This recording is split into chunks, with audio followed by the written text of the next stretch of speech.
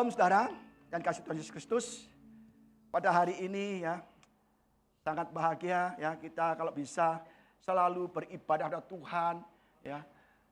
Mengapa kadang-kadang kita tuh malas beribadah ya. Orang berkata, "Pak, saya bagaimana mau beribadah kepada Tuhan? Saya banyak masalah bertubi-tubi, masalah keuangan, kesehatan, pekerjaan, keluarga. Jadi saya gak bisa beribadah. Percuma saya ibadah gak konsentrasi, Pak."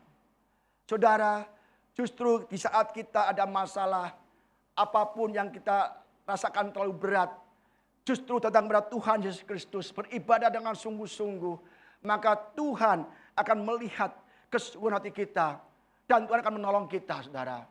Tetapi anehnya, ketika pandemi COVID-19 ini, banyak jemaat Tuhan, banyak anak-anak Tuhan justru tidak mau beribadah. Mereka nggak percaya lagi kepada Tuhan yang selalu turut campur tangan dalam segala masalah kita, saudara. Hari ini kita akan lanjutkan kembali tentang khotbah seri akhir zaman.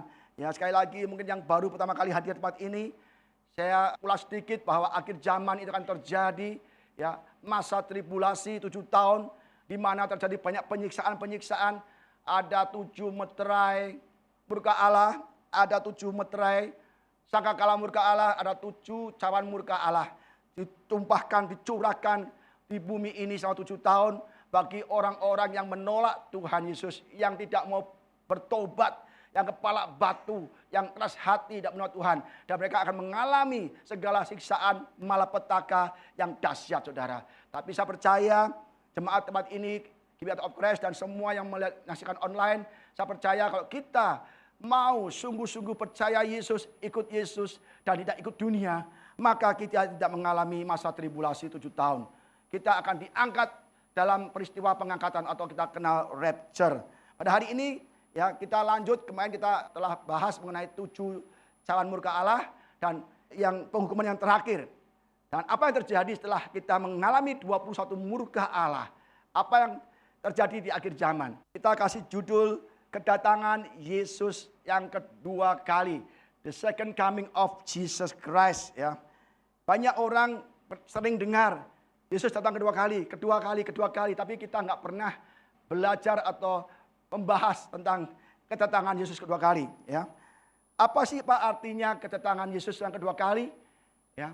The second coming dalam bahasa Yunani-nya adalah parousia. Kedatangan, ketibaan atau kehadiran. Ya. Adalah kembalinya Yesus Kristus dari surga ke bumi untuk menghakimi manusia pada akhir zaman. Ya. Jadi parousia atau kedatangan Yesus kedua kali ini adalah untuk menghakimi, menghukum semua orang-orang yang melawan Yesus. Bagaimana Pak dengan orang yang sudah terima Yesus, percaya Yesus? Itu akan diangkat sebelum ada masa tribulasi.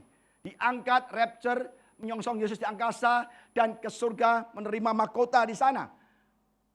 Ini yang tertinggal ini Yesus datang kedua kali untuk menghukum, saudara. Sungguh mengerikan sekali ya. Jadi the second coming adalah benar-benar Yesus datang dan untuk menghukum kita semua yang tertinggal dalam masa rapture nanti, saudara. Ya, sangat berbeda dengan peristiwa rapture. Kalau peristiwa rapture atau pengangkatan, Yesus datang kedua kalinya tetapi nggak nyampe bumi. Kakinya nggak kena tanah. Yesus di angkasa dan orang-orang kudus yang hidupnya kudus diangkat ke awan-awan menyongsong Yesus. Bahkan orang mati pun, orang mati, mungkin saudara kita, orang tua kita, paman kita, tetangga kita, famili kita yang mati itu dibangkitkan. Tapi mati dalam Kristus ya. Dibangkitkan terlebih dahulu dan naik ke awan menyongsong Yesus. Jadi kalau kita mungkin tahun ini atau tahun depan kita misalnya dipanggil Tuhan, jangan khawatir, jangan takut, Pak, saya nanti nggak mengalami rapture dong. Mengalami. Justru kita yang mati di dalam Kristus, kelak kita yang dibangkitkan dahulu. Naik dulu bersama-sama yang di bumi ini. Amin, saudara. Jadi pastikan kita tidak mengalami masa tribulasi dan kita diangkat Tuhan. Tapi kalau Yesus datang kedua kali, dia nampak oleh semua orang dan datang ke bumi. Mengenai kedatangan Yesus yang kedua kali, ini tidak didapatkan di Alkitab. Coba cari, saudara. Ada nggak kata-kata di Alkitab, Yesus datang kedua kali? Tidak ada. Ya, temukan. Tetapi dari banyak Alkitab di PLPB itu membicarakan tentang kedatangan Yesus yang kedua kali. Termasuk di PL ya. Kita belajar Yudas 1 ayat 14 sampai 15 katakan juga tentang mereka. Henok keturunan ketujuh dari Adam. Henok keturunan ketujuh dari Adam. Berarti sangat dekat-dekat Adam tuh, Saudara, ya. Telah bernubuat, ya. Katanya sesungguhnya Tuhan datang dengan beribu-ribu orang kudusnya hendak menghakimi semua orang dan menjatuhkan hukuman atas orang-orang fasik karena semua perbuatan fasik yang mereka lakukan. Dan karena semua kata-kata nista yang diucapkan oleh orang-orang berdosa yang fasik itu terhadap Tuhan. Jadi Henok di awal-awal kejadian, lihat keturunan ketujuh dari Adam sudah menubuatkan bahwa Tuhan Yesus akan datang dengan beribu-ribu malaikat kudusnya. Hendak menghakimi semua orang. Jadi Yesus datang kedua kali untuk menghakimi semua orang, saudara. Tapi anehnya semua orang tetap aja banyak orang yang menolak Tuhan. Bahkan setelah dihukum 7 tahun meterai murka Allah, 7 sangkakala murka Allah, 7 cawan murka Allah, masih saja tidak mau bertobat. Ini benar-benar kepala batu dan hatinya sangat keras. Terkadang kita demikian, saudara. Kita ada masalah. Ya, selama 2 tahun ini kita diserbu oleh pandemi COVID-19, ya kan? Betapa kita menderita, betapa kita sengsara. Banyak perusahaan yang tutup, banyak usaha yang bangkrut, banyak karyawan dipecat, banyak karyawan dikurangi gajinya. Bahkan gereja-gereja pun juga mengalami masa resesi. Artinya tidak ada jemaat yang hadir karena memang dilarang. Semua orang, ya, dan semua aspek kehidupan, semua pekerjaan mengalami kemerosotan dan sampai ke titik yang terbawah. Tidak sedikit orang yang stres, saudara. Bahkan banyak yang bunuh diri. Saya baca di YouTube, di WA itu banyak yang bunuh diri, saudara. Banyak sekali masalah kita hadapi 2 tahun terakhir ini, saudara. Tetapi anehnya kita tidak mencari Tuhan. Tidak mau beribadah sungguh-sungguh pada Tuhan. Tidak membaca Alkitab. Tidak berdoa, minta pertolongan Tuhan. Tetapi kita justru terus berbuat dosa. Menyakiti Tuhan. Tuhan sungguh-sungguh. Orang Cina bilang bohwat. Ya, bohwat artinya udah nggak tahu lagi. Ini dibina nggak bisa. Maka Tuhan bilang lebih baik kita binasakan saja. Kalau kita di dunia ini Tuhan berikan kesempatan untuk dibina, kita nggak mau. Maka Tuhan akan binasakan. Kita mau dibina atau dibinasakan? Siapa yang mau dibina? Angkat tangan. Nah, bagus kan mau dibina? Jadi kita jangan miliki kepala batu. Coba pegang kepala kita. Ya, remes-remes. Waduh, belum keras Pak, masih empuk Pak, bagus. Kita semua aman, saudara. Ya, kita aman, saudara. Henok sudah menubuatkan ada pertempuran yang besar dan yang terakhir ada Kristus dan antikristus, saudara. Kita lihat lagi ayatnya. Sakaria juga demikian menubuatkan. Sakaria 14 ayat 3 sampai 4. Kemudian Tuhan akan maju berperang melawan bangsa-bangsa itu seperti ia berperang pada hari pertempuran. Pada waktu itu kakinya akan berjejak di Bukit Zaitun yang terletak di depan Yerusalem sebelah timur. Bukit Zaitun itu akan terbelah 2 dari timur ke barat. Sehingga terjadi suatu lembah yang sangat besar. Setengah-setengah dari bukit itu akan bergeser ke utara dan bergeser ke selatan. Ya, lagi ke selatan. Jadi ini akan, Yesus akan beranjak, maksudnya jejak kakinya di Bukit Zaitun dan terbelah, melebar ke utara, ke selatan. Itu panjang sekali, saudara. Dan dia akan mengadakan pertempuran. Sungguh-sungguh ini terjadi, Tuhan, dan akan terjadi. Di Bukit Zaitun itulah Yesus dulu pernah naik ke surga. Dan di mana Yesus naik ke surga di Bukit Zaitun, di situ Tuhan akan kembali. Dan dia kembali bukan untuk mengangkat orang, tetapi untuk menghukum semua manusia yang tetap tidak mau bertobat dan menolak Yesus, saudara. Itu yang di perjanjian lama. Masih ada lagi banyak, saudara. Tapi saya nggak bisa tayangkan semua. Kita nanti membahas semua nggak selesai, saudara ya. Dan tetapi apa kata Yesus tentang kedatangan yang kedua kali? Mari kita lihat di PB, saudara. Matius 24 ayat 27 sampai 31. Sebab sama seperti kilat memancar dari sebelah timur dan melontarkan cahayanya sampai ke barat. Demikian pula lah kelak kedatangan anak manusia. Di mana ada bangkai, di situ burung nasar berkerumun. Ya, di mana ada bangkai, di situ ada burung nasar berkerumun. Segera sesudah siksaan. Sesudah siksaan pada masa itu adalah sesudah masa tribulasi. Matahari akan menjadi gelap dan bulan tidak percaya lagi dan bintang-bintang akan berjatuhan dari langit dan kuasa-kuasa langit akan goncang. Ya, jadi sebelum Yesus datang ada banyak tanda, penyiksaan-penyiksaan dan segera satu Yesus akan datang, saudara. Jadi juga Yesus datang itu dilihat banyak orang. Seperti Wahyu 1 ayat 7 mengatakan, lihatlah ia datang dengan awan-awan dan setiap mata akan melihat dia. Ya. Ayat 30. Pada waktu itu akan tampak tanda anak manusia di langit dan semua bangsa di bumi akan meratap. Dan mereka akan melihat anak manusia datang di atas awan-awan di langit dengan segala kekuasaan dan kemuliaannya. Dan ia akan menyuruh keluar malaikat-malaikatnya dengan meniup sangkakala yang dahsyat bunyinya. Dan mereka akan mengumpulkan orang-orang pilihannya dari keempat penjuru bumi, dari ujung langit yang satu ke ujung langit yang lain. Jadi saudara, jelas sekali bahwa kedatangan Yesus disaksikan, dilihat oleh semua bangsa di bumi. Mereka meratap. Ada yang meratap karena akan dihukum, karena dia keras hati, tidak mau terima Yesus, tidak mau bertobat. Ada yang meratap senang, karena dia akan dianggap orang-orang pilihan, akan dilindungi. Dan dia bertobat, saudara. Ya. Orang-orang pilihan adalah orang-orang percaya sejati. Tidak ikut antikris, tidak pakai tanda pada dahi dan tangannya. Ya. Itulah orang-orang pilihan yang tidak terpengaruh keadaan, yang tidak terpengaruh oleh iblis. Kadang-kadang kita juga demikian. Bagaimana hidup kita saat ini?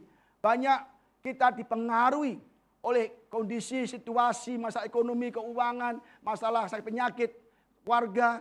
Akhirnya kita tidak fokus pada Tuhan. Dan akhirnya kita diombang-ambingkan dan kita tidak menjadi orang pilihan. Dan kita nanti akan masuk ke masa tribulasi.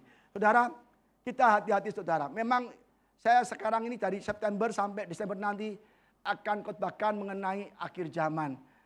Sebab jarang sekali kita mendengar pelajaran akhir zaman di saat ibadah raya. Jarang sekali. Orang pasti mikir, buat apa sih Pak? Mikir akhir zaman. Mikirlah Pak, besok dapurnya kita masak apa? Kita mau makan apa? Gimana bayar kontrakan? Gimana bayar uang sekolah? Kita pikirkan itu saja. Tetapi kita sebagai umat Tuhan harus mengerti tentang akhir zaman, tentang keselamatan, tentang rapture, tentang penghukuman, dan tentang pahala-pahala yang Tuhan berikan. Apa gunanya kita diberkati, direstorasi, dipromosikan Tuhan, kita kaya raya, semakin kaya, tetapi kita tidak masuk surga, saudara. Maka saya akan ajarkan terus tentang akhir zaman, dan saya juga tidak meninggalkan khotbah tentang mujizat, berkat tidak. Itu penting juga penting. Tapi ini lebih penting, keselamatan kita. Ya. Apa kata Paulus tentang akhir zaman, tentang Yesus datang kedua kali? 2 Tesalonika 1 ayat 6-10. Sebab memang adil bagi Allah untuk membalaskan penindasan kepada mereka yang menindas kamu. Dan untuk memberikan kelegaan kepada kamu yang ditindas dan juga kepada kami.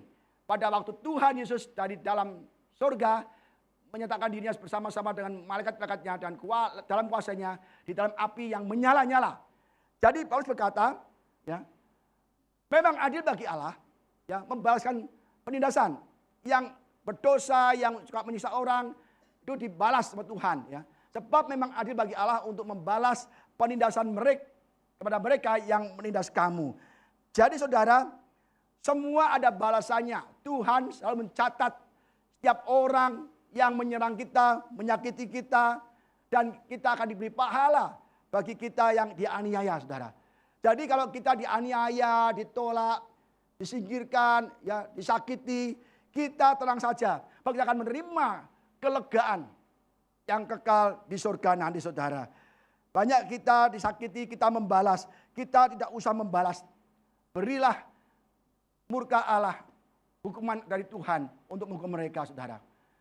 Gak perlu kita melawan, gak perlu kita membalas. Ya jelas sekali, Tuhan akan membalaskan penindasan kepada mereka yang menindas kita, saudara. Jadi kita jangan membalas, saudara. Ya. Walaupun kita nanti pernah ditindas, dianiaya, dicaci maki, dibenci, diserang, dijauhi, ditolak. Biarkan saja. Mereka akan ditindas Tuhan juga, akan dibalas kelak pada akhir zaman. Biarkanlah mereka menyakiti kita, nyerang kita, mereka datang dan pergi, tenang aja. Kau datang dan pergi sesuka hatimu. Oh kejamnya dikau, teganya dikau padaku. Biarkan mereka datang dan pergi.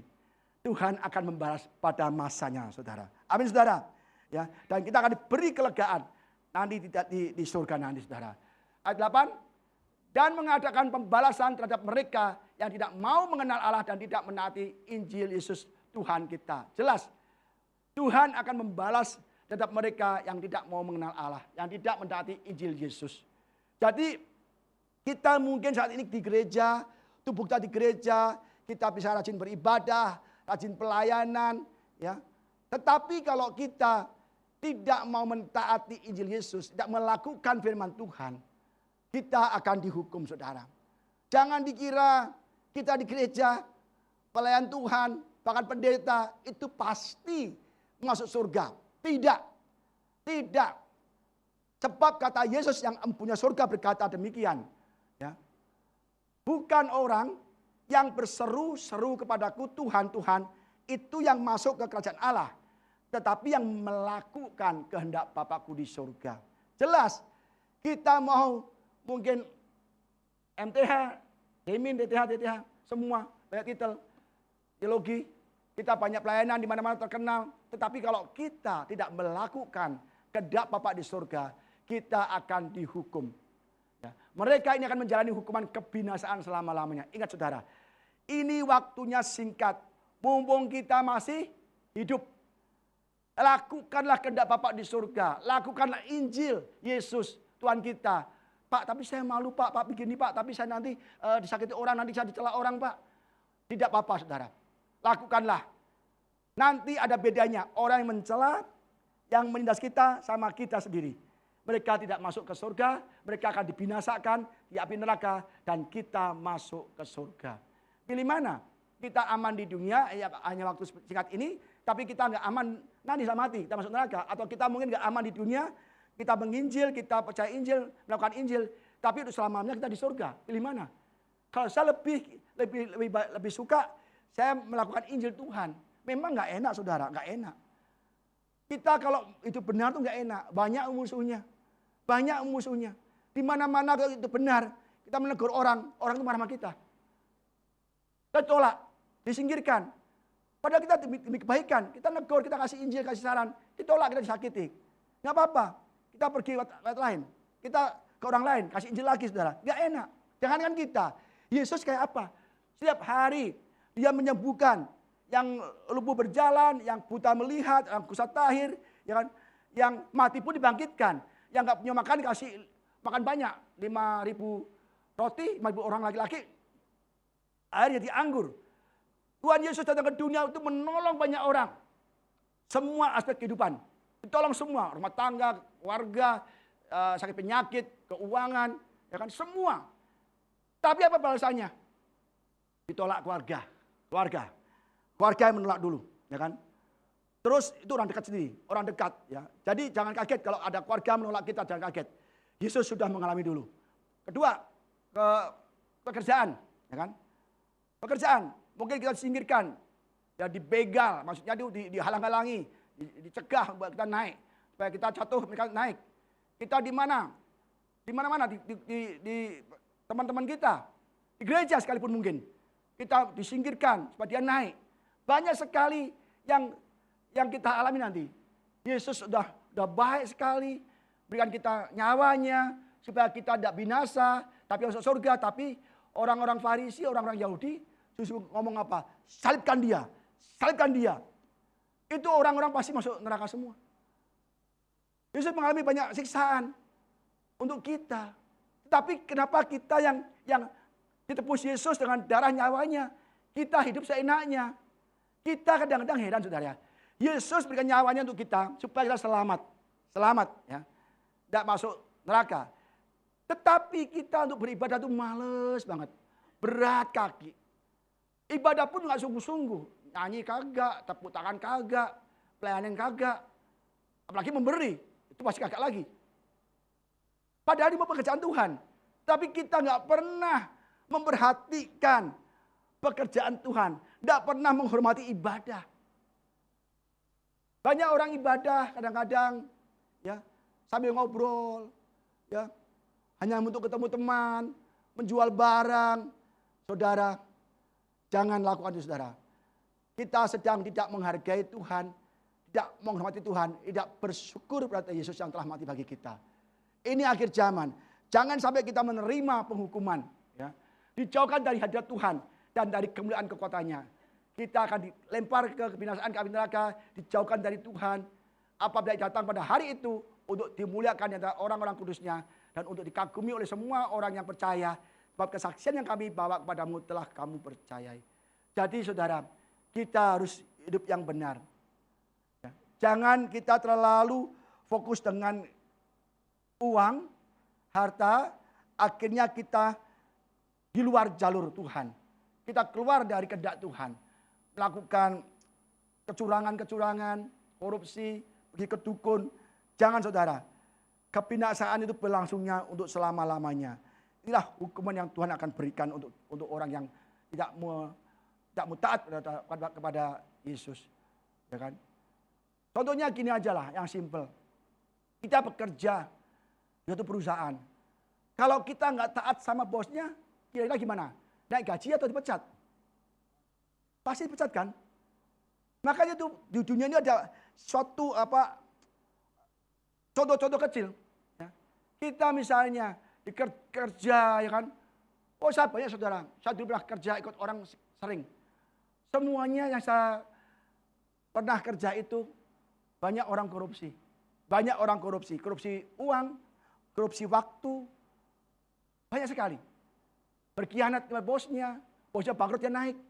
Ada banyak. Itu orang Kristen saudara. Orang Kristen.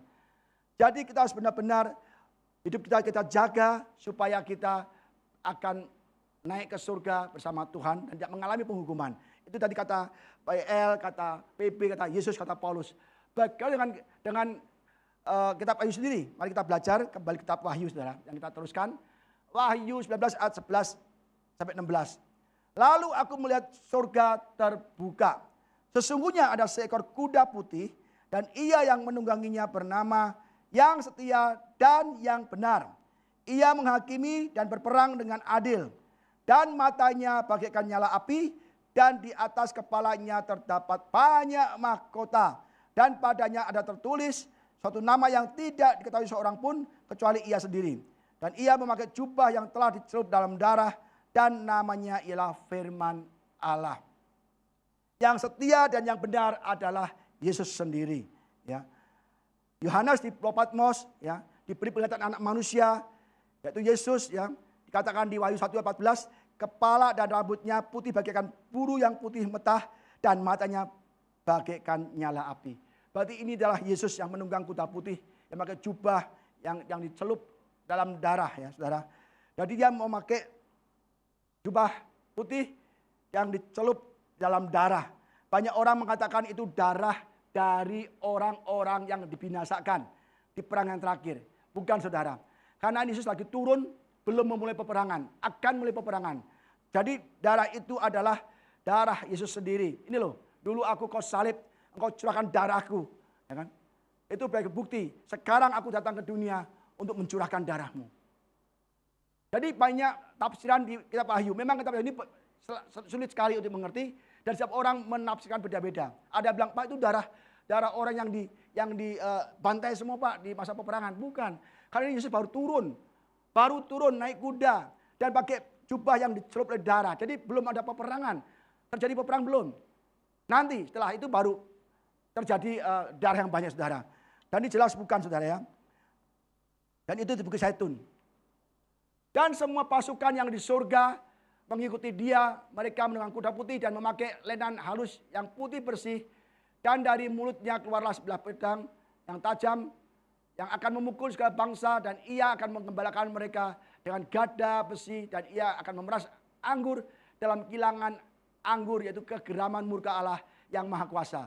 Dan pada jubahnya dan pada pahanya tertulis suatu nama, itu Raja, segala raja dan Tuhan di atas segala Tuhan. Kita bahas saudara.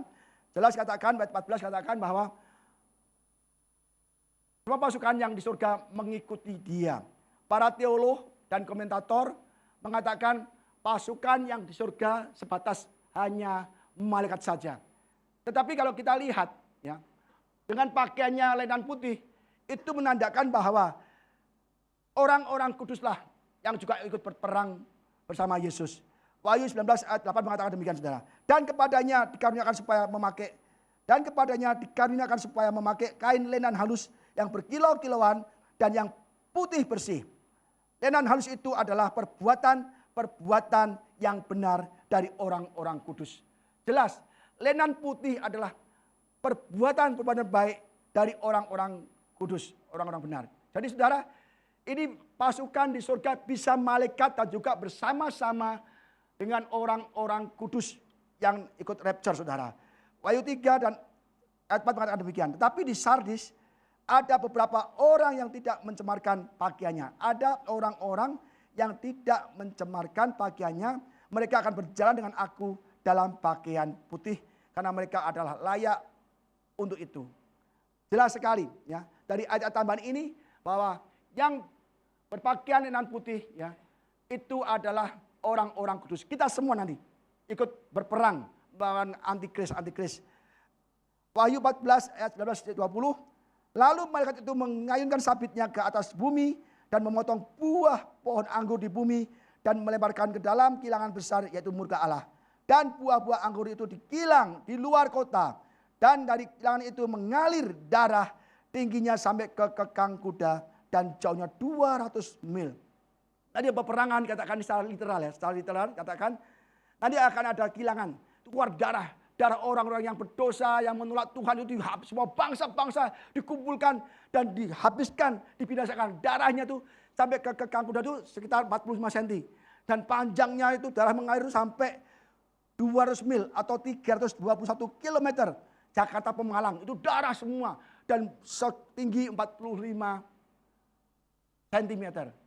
Itu berarti berapa banyak orang di dunia itu mati, dibantai, dan tercucur. Ini secara literal. Mungkin kalau secara figuratif atau secara simbolik itu terlalu banyak orang yang mati. Dannya di mana-mana saudara.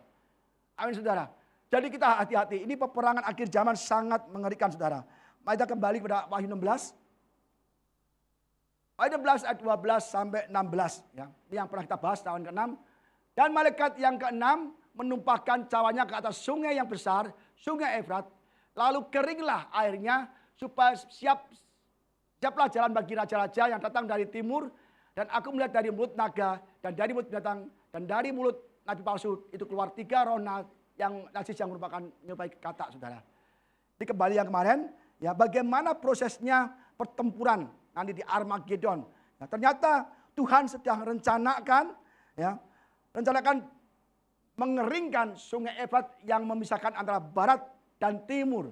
Sehingga raja-raja dari bagian timur bisa semua menyeberang sungai Efrat dan ke barat ke lembah Armageddon. Untuk apa? Untuk diperangi dan untuk mati semua saudara.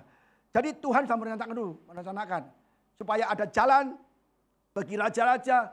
Nanti seluruh dunia itu raja-raja dari timur itu ke barat semua. Dari satu sahabat juga gabung semua. Dan itulah perang yang terakhir saudara. Mengerikan saudara. Maka Tuhan siapkan jalannya untuk acara perang itu saudara. Ya. Itulah roh-roh setan yang mengadakan perbuatan-perbuatan ajaib. Dan mereka pergi mendapatkan raja-raja di seluruh dunia untuk mengumpulkan mereka guna peperangan pada hari besar. Itu pada hari Allah yang Maha Kuasa. Nanti iblis, ya setan, ya penyesat, nabi-nabi palsu akan gencar. Ya, dia ke bangsa-bangsa, ke raja-raja, ke semua orang. Ya, mengumpulkan mereka guna untuk perang yang besar, perang yang terakhir. Sudunan nanti perang saudara. Itu dikumpulkan semua oleh penyesat dan iblis untuk perang. Itu makanya katakan darahnya itu banyak sekali. Satu kekang kuda dan panjangnya 200 mil. Terjadi pembantaian besar-besaran. Roh-roh akan pergi ke raja-raja. Kalau raja-raja udah kepegang oleh setan, maka prajuritnya, rakyatnya akan ikut berperang. Iblis pintar. Dia mencari kepalanya dulu, rajanya dulu, presidennya dulu diambil. Dikuasai oleh roh jahat antikris. Nanti semua rakyatnya, prajuritnya, menterinya semua akan ikut menjadi antikris. Dan itu dikumpulkan untuk peperangan yang besar. Zaman sekarang juga demikian, saudara. Hati-hati, anak-anak muda hati-hati. Antikris sudah menyesatkan kita banyak orang. Banyak orang sudah nggak mau ibadah. Akhirnya mereka gampang diumbang-ambingkan ke diskotik. Kan geleng-geleng kepala. Padahal kayaknya nggak pegel. Dia geleng-geleng terus, saudara. Aneh kan? Geleng-geleng kepala. Gili terus. Ngeri, saudara. Begini pokoknya goyang-goyang terus. Kakinya nggak pernah berhenti. Nggak pernah berhenti sepanjang berapa jam nggak pernah berhenti. Kecuali uangnya habis nggak bisa beli minum lagi. Baru berhenti dia. Benar, saudara, itu ngeri, saudara. Mungkin pakai ekstasi atau apa tuh. Narkoba. Sambil geleng-geleng. Wah, tepuk tangan. Waduh, nari begitu. Itu orang-orang Kristen, saudara. Hati-hati. Sebab Lucifer adalah malaikat pemusik, pemuji. Dia pakai peralatan musik. Dan Lucifer memakai musik diskotik, musik-musik rock, metal. Itu ada kata-kata yang antikris, saudara. Kita nggak tahu, Illuminati, ya kan? Bahaya sekali. Kita nggak sadar, disusupi oleh kata-kata dari iblis, saudara. Mereka joget-joget semua, histeris. Tetapi kita kalau di gereja pada ngantuk loh. Heran saya, saudara. Kenapa ya? Kita kalau di tempat diskotik itu ya, yang hura-hura begitu, ya, pada semangat, nggak disuruh berdiri, ayo berdiri tepuk tangan, nggak loh, saudara. Otomatis, keren. Tetapi kalau di gereja, ayo berdiri tepuk tangan, pada ngantuk. Padahal kita itu sedang menyembah Tuhan. Hati-hati, saudara, ya, kita harus mulai berubah, ya. Lihatlah, aku datang berpencuri, berbahagia dia yang berjaga-jaga dan yang memperhatikan pakaiannya. Supaya ia jangan berjalan dengan telanjang dan jangan kelihatan kemaluannya. Artinya apa?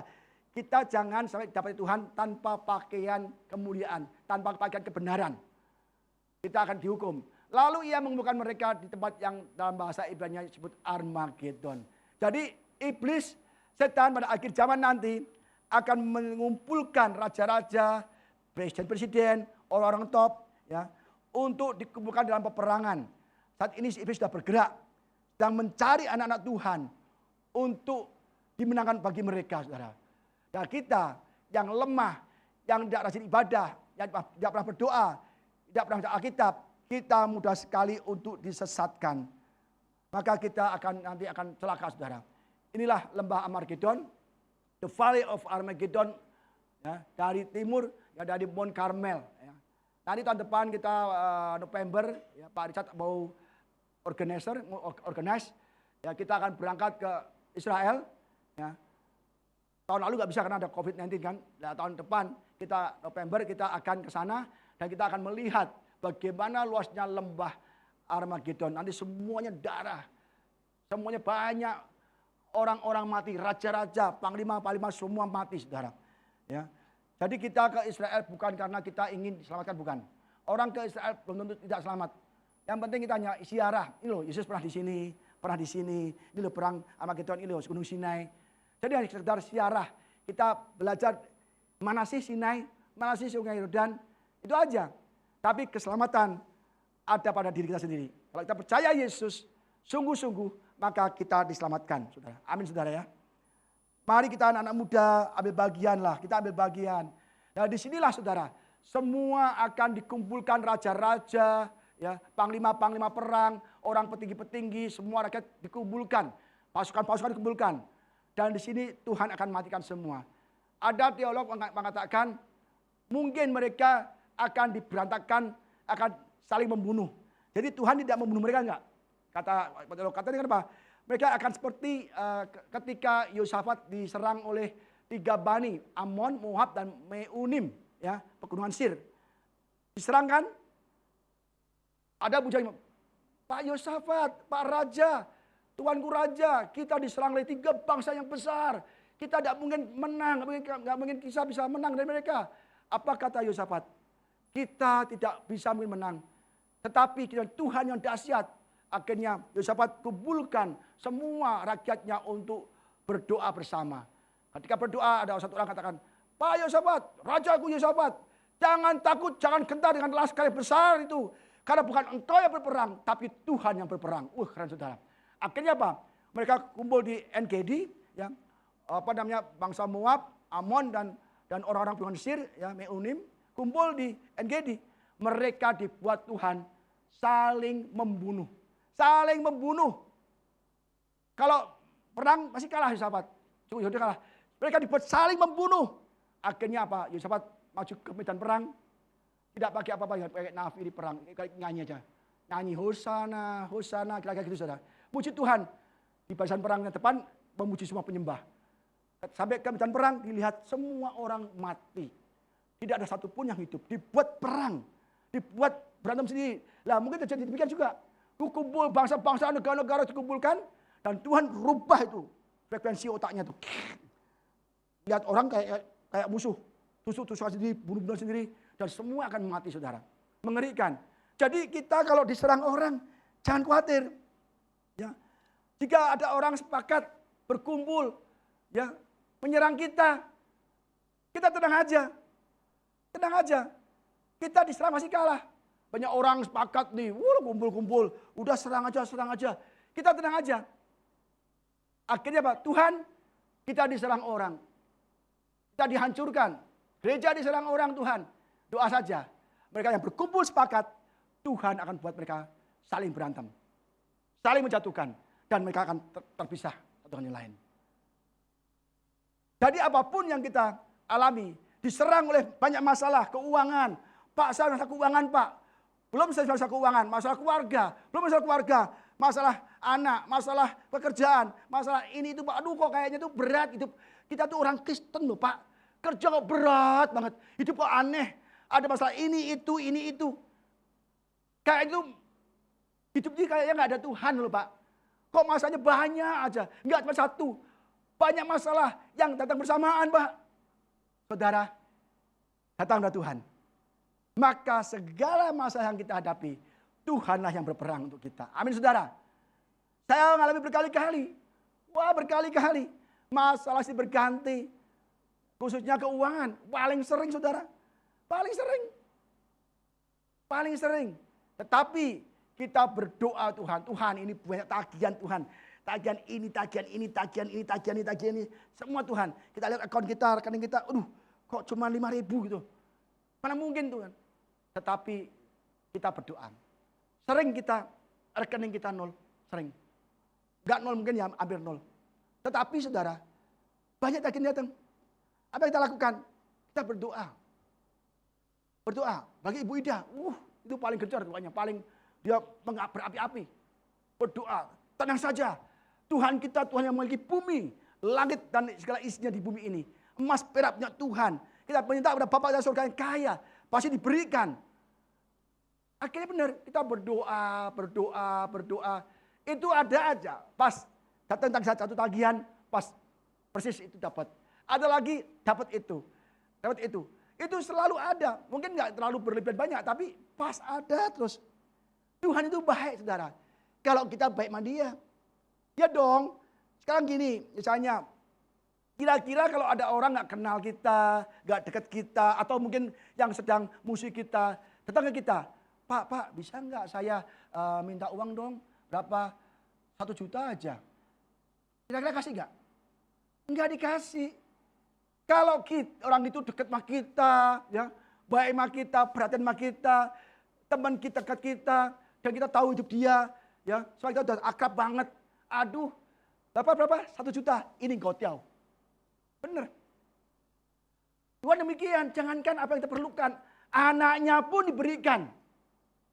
Anaknya pun satu-satunya kasih diberikan untuk bagi kita. Tapi kita selalu tidak mau. Baik sama Tuhan, ibadah aja gak serius. Ya. Bayangkan kita ingat Gideon. Gideon itu bawa 20.000 tentara. Jangan kebanyakan. Tuhan, musuh kita 135.000 orang Midian. 135.000. Kita buat 20.000 kebanyakan. Berapa Tuhan? Oh, Tuhan mungkin 10.000. Enggak, 10.000 kebanyakan 10.000. Terus berapa Tuhan? Ketemu 300 orang tentara. 300 orang bersama Gideon perang melawan 135.000. Kira-kira 1 banding berapa ratus ribu? Berapa ribu orang? 300 orang melawan 135.000 tentara Midian. Kok bisa menang? Apa kata Tuhan? Cukup 300 orang saja, sampai orang aja. Supaya mereka tahu, bangsa Israel, bahwa yang berperang bukan mereka, tapi aku yang berperang. Makanya kalau kita masih gak ada duit, ada kebutuhan, saya sengaja, Tuhan aku tuh perlu ini Tuhan. Tapi gak ada duit, tenang saja. Supaya kau tahu bahwa engkau berhasil beli ini, berhasil bayar ini, karena aku bukan engkau. Karena demikian di masa paceklik, di masa kita resesi, Tuhan itu nyata. Ya kan? Kalau kita kaya nih, beli mobil kita nggak bilang itu dari Tuhan. Aku kaya kok, aku punya perusahaan banyak. Beli mobil kijang atau enteng. Rasanya nggak ada campur tangan Tuhan. Nggak ada Tuhan yang campur tangan. Oh ini kita, oh ini gue nih. Karena kita hebat. Makanya kalau kita menghadapi masa resesi, masalah paceklik, masalah yang berat, kita bersyukur karena Tuhan akan menyatakan kemuliaannya. Saya sering mengalami. Berkali-kali mengalami, setiap hari mengalami. Tanya Cynthia atau mungkin tanya Ibu Ida. Mengalami. Asal kita dekat dengan Tuhan, apapun yang Tuhan berikan, pasti apa yang Tuhan berikan. NGD ya, lalu aku melihat seekor malaikat berdiri di dalam matahari dan dia berseru dengan suara nyaring kepada semua burung yang terbang di tengah langit. Katanya, marilah ke sini dan berkumpullah untuk turut dalam perjamuan Allah, perjamuan yang besar. Supaya kamu makan daging semua raja dan daging semua panglima dan daging semua pahlawan dan daging semua kuda, daging semua penunggangnya dan daging semua orang, baik yang merdeka maupun hamba, baik yang kecil maupun yang besar. Udah disiapkan di Armageddon, ya bakal ada pembantaian, pembunuhan mayat besar-besaran, mereka saling bertempur, saling perang, ya kan? Dan malaikat memanggil burung-burung di udara. Pasti burung pemakan bangkai, pemakan daging. Jadi sebelum ada peperangan, terjadi pembunuhan besar-besaran, ya. Tuhan malaikatnya memanggil semua burung-burung di udara, burung-burung pemakan bangkai, saudara. Jadi untuk apa? Pesta? Enggak, bukan pesta untuk ini bukan pesta perkawinan anak domba, bukan. Pesta bagi burung-burung supaya makan daging raja-raja dan panglima-panglima semua orang yang akan dibunuh, saudara. Sangat mengerikan, saudara. Sangat mengerikan sekali, ya. Dan inilah lembah Armageddon. Semula saya kira adalah burung itu adalah burung-burung elang kayak gambar ini. Karena burung elang, saya akan searching di Google kan. Searching di Google burung pemakan daging. Keluarnya elang kayak ini. Terus kok elang? Ya elang benar juga makan daging kan. Dia makan bangkai, makan daging, makan buaya, makan kambing. Bahkan saat di YouTube tuh elang itu tak bisa makan, ambil ikan di laut dibawa naik. Bahkan anak domba itu diambil cakar dibawa ke bukit yang tinggi dan dibunuh di sana, dimakan di sana. Jadi elang ini memakan hewan-hewan kecil, kelinci semua dimakan dia, saudara. Ya, saya cek, oh elang nih. Ternyata merajuk kepada Matius tadi ayat 28 dikatakan Yesus, di mana ada bangkai, di situ burung nasar berkerumun. Oh ternyata ada lagi burung nasar. Tapi dikatakan pada semua burung. Berarti bisa burung nasar, bisa juga ada burung elang. Semuanya pemakan bangkai untuk memakan bangkai semua panglima-panglima, raja-raja, prajurit yang mati di lembah Armageddon, saudara. Inilah burung nasar. Ini pemakan, ini satu sapi bisa habis dalam sekejap. Jadi orang mati semua nanti yang berjuta-juta itu seluruh raja-raja di bumi akan perang, mati dan dimakan oleh burung nasar dan burung elang. Bapak Yesus ngomong, di mana ada bangkai, di situ ada burung nasar berkerumun. Tapi saya Google lagi, saya cek lagi, googling, ada burung elang juga pemakan daging. Jadi bisa dua-duanya, kan katakan semua burung di udara, di angkasa datang untuk berpesta daging raja-raja. Ya. Ayat berikutnya, dan aku melihat binatang itu dan raja-raja di bumi serta tentara-tentara mereka telah berkumpul untuk melakukan peperangan melawan penunggang kuda itu dan tentaranya. Yang itu ada Yesus ya. Maka tertangkaplah binatang itu bersama-sama dengan dia nabi palsu yang telah mengadakan tanda-tanda di depan matanya dan dengan demikian ia menyesatkan mereka yang telah menerima tanda dari binatang itu dan yang telah menyembah patungnya. Keduanya siapa itu? Binatang itu antikris yang kita bahas ya, binatang yang muncul dari laut, ingat kan? Dan yang muncul dari laut adalah itu ada binatang melambangkan antikris dan nabi palsu. Keduanya dilemparkan hidup-hidup ke dalam lautan api yang menyala-nyala oleh belerang. Dan semua orang lain dibunuh dengan pedang yang keluar dari mulut penunggang kuda itu. Dan semua burung kenyang oleh daging mereka. Jadi ada 3 unholy trinity. Ya. Setan atau naga, kedua antikris ya, datang itu yang muncul dari laut, dan nabi palsu. Ya, yang muncul dari anak domba, yang ada tanduknya itu yang muncul dari dalam bumi. Ketiga, tetapi yang dilemparkan ke lautan api hanya 2. Binatang itu dan nabi palsu. Lainnya dibunuh semua dan semua burung kenyang, saudara. Jadi kita harus belajar ya, bahwa pada akhir zaman semua orang yang melawan Tuhan akan dibunuh. Akan mengalami kematian yang sangat mengerikan. Ya. Terus di mana Pak? Kalau hanya binatang itu atau antikris itu dan nabi palsu dibuang ke laut, tanah api yang nyala dan belerang. Terus di mana itu biang keroknya? Di mana tuh naganya? Di mana tuh iblisnya? Di mana tuh setannya kok gak dibuang? Ternyata Tuhan menunda hukuman untuk setan dan iblis. Tuhan menunda hukuman iblis atau setan atau naga atau ular tua itu sebelum masa 1000 tahun berakhir, saudara. Amin, saudara. Setelah masa 1000 tahun berakhir, maka iblis, setan ya akan dilemparkan ke api neraka yang menyala. Ayat terakhir, saudara. Ya, Wahyu 12:10. Dan iblis yang menyesatkan mereka dilemparkan ke dalam lautan api dan belerang, yaitu tempat binatang dan nabi palsu itu, dan mereka disiksa siang malam sampai selama-lamanya. Di sini iblis, naga atau ular tua dilemparkan ke api dan belerang, dan mereka bertemu dengan konconya, ya, apa itu? Binatang dan nabi palsu. Mereka reuni di neraka, disiksa siang dan malam. Kita juga demikian. Kalau kita antek-anteknya, antek iblis, tidak percaya Yesus, tidak sungguh-sungguh mau bertobat dari dosa-dosa kita, kita juga akan dicemplungkan di sini, saudara. Aduh, saudara, jangan deh, saudara. Ini sangat panas sekali. Coba kalau saudara nggak percaya, coba tangan saudara di kompor nyalain, terus di gitu. Panas nggak kira-kira? Itu ntar udah panas, udah benjol, udah melepuh kan? Ini kalau di sini, saudara. Bayangkan kecemplung ke lautan api dan belerang, saudara. Bukan cuma sejam. Kita pun mati kan. Siksakan ini siang dan malam selama-lamanya. Ingat, saudara. Saudara ingat ini pasti bertobat. Kalau belum bertobat, saudara kepala batu, bener. Ngeri, saudara. Hidup itu gak lama.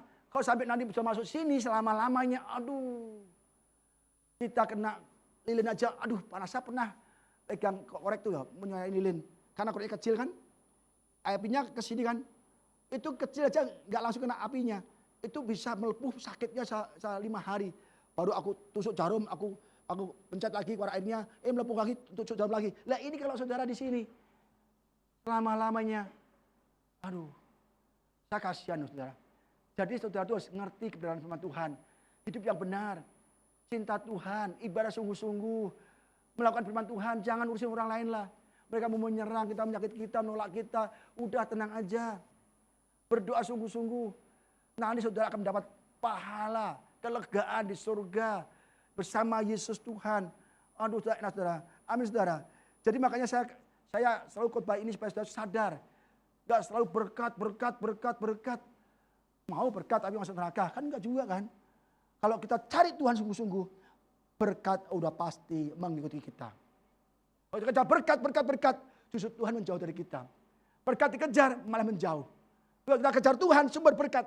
Tuhan sumber berkat. Kalau kita pegang sumbernya, maka aliran berkat akan datang kepada kita, saudara. Kalau kita cari airnya di bawah, percuma. Kita nggak dapat, susah. Berarti kita saudara harus cari sumbernya. Tuhan kita itu Tuhan yang maha kuasa. Apapun yang kita butuhkan di dunia ini, apapun. Cita, damai sejahtera, keselamatan, uang, apa semua kesembuhan milik Tuhan. Kenapa kita nggak mau cari Tuhan dulu? Cari yang aneh-aneh. Jangan. Banyak orang sukses nggak mau ke gereja loh. Bener, tanya saudara. tak doa diberkati, usaha sukses. Pak maaf Pak, kalau minggu saya rame, saya nggak ke gereja lagi. Namanya kapan kerja? Senin. Waduh Senin Pak, saya istirahat Pak. Selasa saya mulai kerja lagi Pak. Lah, udahlah. Bohwat. Iya loh. Doakan Pak, biar laris Pak. Doakan laris, hilang. Kan kasihan Tuhan. Minggunya laris, Seninnya tuh waktu istirahat Pak. Kan? Oke lah Selasa mulai kerja lagi Pak. Itu juga lumayan Pak. Pak Rebo juga Pak. Namanya kapan? Nunggu mati. Oh udah keburu di sini. Di sini nanti kamu buka usaha. Ya, jual es batu. Adem, jual AC di sini. Ya ada saudara, enak aja. Mati aja, bisa aja. Ya, saya ajak semua jemaat AOC ya, dan semua teman-teman yang di YouTube, yang di online, mari kita sungguh cari Tuhan. Pak, mengapa hanya 2 Pak yang dilempar? Kok dilemparnya baru sekarang, nunggu 1000 tahun, ya kan? Pemberian ada kan namanya mengapa iblis dan setan mengalami penundaan hukumannya selama 1000 tahun. Apa arti pemerintahan 1000 tahun itu Pak? Siapa saja yang ada nanti di dalam pemerintahan 1000 tahun. Dan apa yang terjadi di masa pemerintahan 1000 tahun itu bersama Yesus. Apa yang terjadi? Kita akan bahas minggu depan bersambung saudara. Ya, supaya saudara tuh ada gregetnya dan ikut lagi terus belajar. Ya, kita nanti semua akan ada di pemerintahan 1000 tahun bersama Yesus saudara. Yang percaya Tuhan. Mari kita bangkit saudara. Di kitab Ayub memang banyak sekali hal-hal yang misterius yang kita belum mengerti. Tapi kita belajar mulai mengerti dari ya kan rapture, siksaan-siksaan, pahala-pahala, ya kan? Ada saksi-saksi, ada masa 1000 tahun perang Armageddon, ada langit baru, bumi baru yang akan kita semua tinggali saudara. Pastikan kita semua akan tinggal bersama Yesus di langit baru, bumi baru. Amin saudara. Mari saudara WL, singer, pemusik, siapkan dirinya. Jadi kita harus menang, saudara. Kita jangan takut kalau Tuhan beserta kita. Pasti kita menang. Menang atas apa? Segala percobaan, godaan, ya. Kita akan menang, ya. Dan kalau kita menang, kita pasti akan sampai kepada surga nanti, saudara.